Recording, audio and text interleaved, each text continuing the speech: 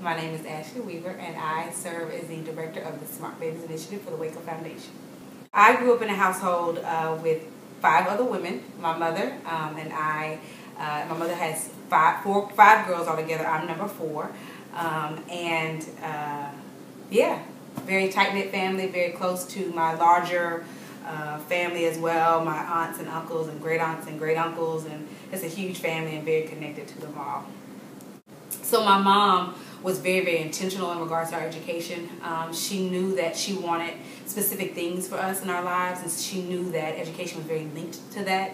So she was very, very mindful of where we lived, what schools we went to, and her engagement. So she was very, very mindful of that. She put us into a suburban district, Midway ISD, and at all points had hands in our education. College was not an option for us. We were all going, all 5 of us. And so, but she knew that she had to be a catalyst or an agent to make sure we got there. And so I went on to get my associates, then went on to get my bachelor's both from state universities, state colleges and state university. And then went on to get my master's in education policy. The environment that we were in did not necessarily foster difference. It didn't foster uniqueness because most of the kids that I went to school with had a very similar background, was able to get a certain kind of car at a certain age, and all of these milestones in life that didn't exist for my family. And so I think that's why my mother played a very critical role, because she understood that yes, we were in a good environment to get education, but at the same time we may not have been in a good environment to affirm who we were as Black women. I think all 5 of us have some experience where there was some negativity toward us because of our race or because of who we were. We had to be very mindful of that and know why we were there. We were there to get an education. And so my mother also made a connection with other social organizations in the community so that we could get that affirmation of who we were as Black women. I had a place to go to and still have a place in a sense of refuge where I could go and be completely who I am. I don't have to withhold certain parts of myself or certain parts of my language or certain parts of my reactions to things.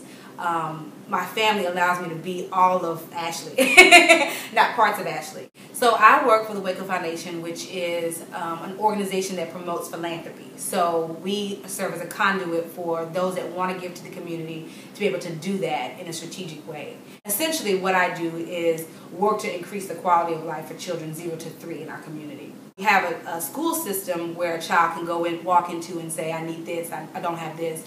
And the school system in some regard tries to address that. Well, there's no one entity that's doing that for children 0 to 3.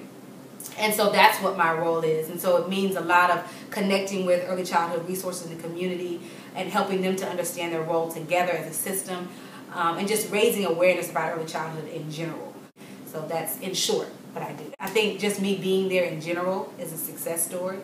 Me being at the table. I've heard if you're not at the table, you're probably on the menu kind of thing. And so me being at the table, I think, is a huge success story. The first thing that comes to mind in thinking about a struggle, I think, is power. I think that's probably the easiest way to sum it up, is who has the power, who has the authority. And I think we all have levels of power, not to be too philosophical, but just I think we all have levels of power.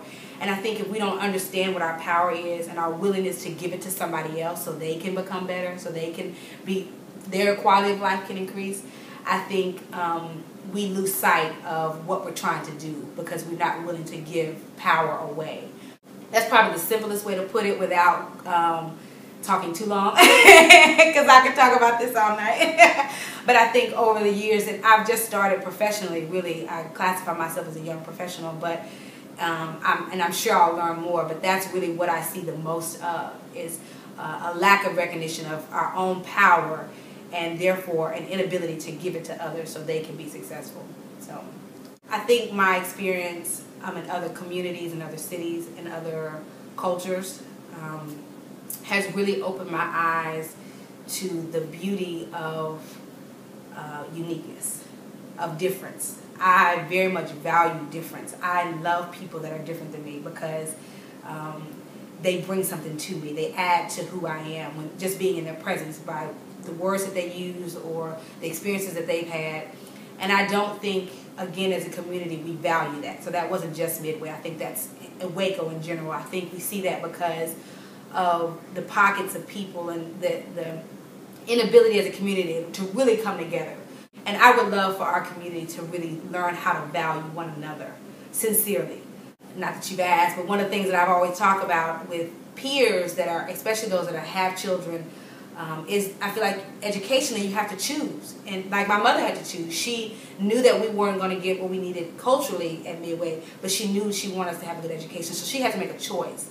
And that frustrates me in the Waco community because parents have to choose. If you want your child to be in a good educational setting, they will probably have to substitute or be stepping away from their own cultural surroundings.